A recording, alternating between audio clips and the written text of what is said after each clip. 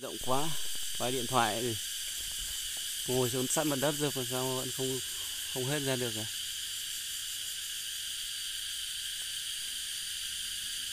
Đến tận đâu thì mới quay được hết.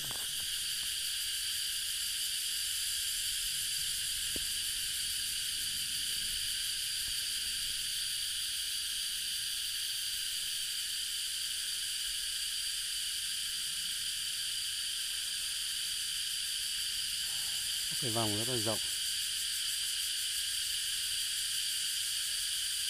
quá, không vào hết điện thoại.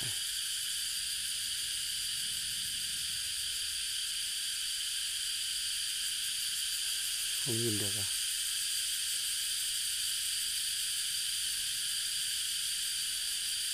Hôm nay là 15 tháng 5 năm 2025, giờ giờ ngọ rưỡi, gần giữa giờ ngọ.